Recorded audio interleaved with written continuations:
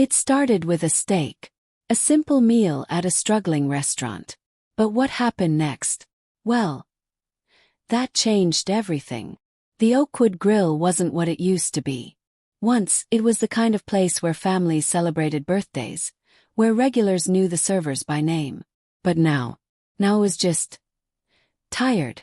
The booths were worn, the lights too dim, and the air carried that heavy silence of a place barely holding on.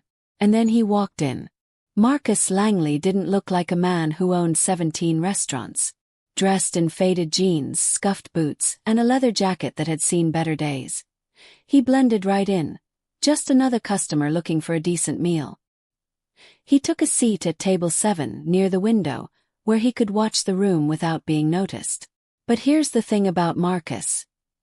He always noticed. The waitress who served him was named Elena. Young, tired, with her hair pulled back in a messy bun and dark circles under her eyes. She moved like someone who'd been on her feet too long, but there was something sharp in her gaze, like she was watching everything too. Marcus ordered the ribeye, medium rare. Elena nodded, wrote it down, and left without small talk. Strange, he thought. Good servers usually chat. When she brought his check, there was something tucked inside, a folded piece of paper. Marcus waited until she walked away before opening it. 6 words. If you're really him, help us. His stomach dropped. That night, behind the restaurant by the dumpsters, Elena finally told him everything. It's Derek, she whispered. The manager. He's stealing. From the registers, from the staff, from you. And if anyone speaks up, they're fired.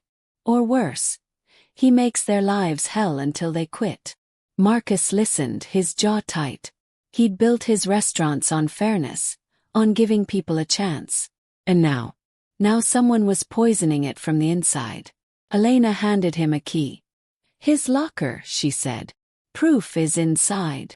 Marcus turned it over in his palm. He could walk away. Let the lawyers handle it. But then he thought of Elena's hands, trembling not from fear but from anger. From wanting to fight but having no one to fight with. I'll be back tomorrow, he said.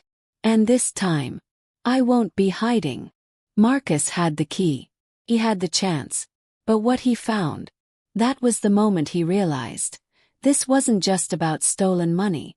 This was betrayal. The next afternoon, Marcus slipped into the restaurant through the back door. The kitchen was loud, pans clanging, cooks shouting, but the staff hallway was empty. Derek's locker was exactly where Elena said. Black, dented, with a cheap combination lock. Marcus slid the key in. Blick. Inside. Duffel bag. And inside that, stacks of small bills, rolled tight with rubber bands. Burner phone. Texts from numbers with no names. And a black ledger. Marcus flipped it open. June 14th. Shift sales. $2,800. Reported. $1,900. Difference. $900. Page after page. Stolen. But then, name. RH cleared the liquor order. No paper trail. Richard Holloway. Marcus's old friend. The man he'd trusted to run half the company. His stomach turned. Voice behind him. You lost, old man. Derek. Marcus didn't turn. Just slowly closed the ledger. No, he said. But you are. Derek's laugh was sharp. You got 5 seconds to explain why you're in my locker before I call the cops. Marcus finally faced him. Call them, he said. Tell them Marcus Langley is firing you. Derek's face went pale. For a second Derek looked scared. You think this ends with me, he hissed. Richard's been doing this for years. Every location. You really want to take on him? Marcus stepped closer. Yeah, he said. I do. Derek's smirk returned. Then you're dumber than you look. He pulled out his phone. Richard's gonna bury you. This was never just about money. It was about people.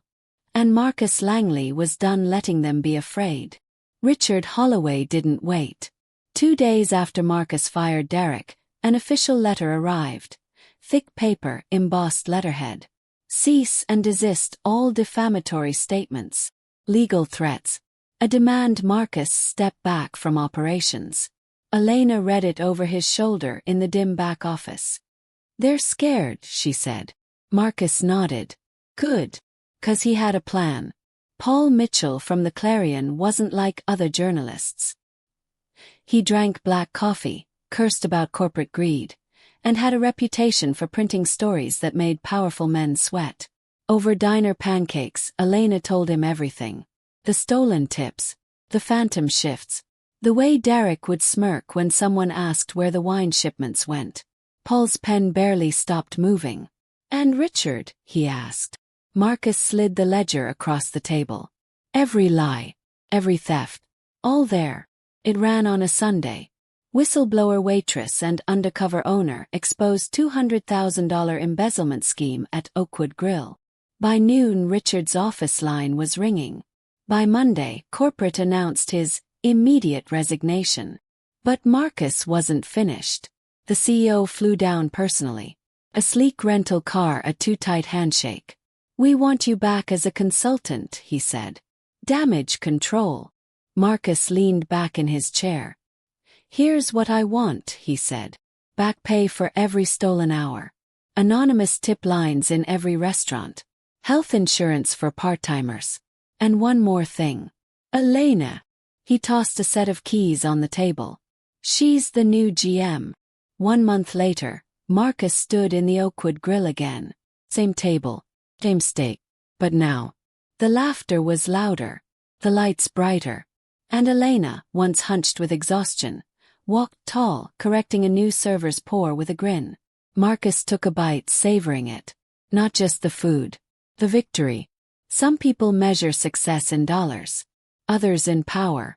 But Marcus. He learned it's the quiet moments, like a waitress standing straight, or a cook whistling on shift, that tell you everything. Because good business isn't about the name on the door.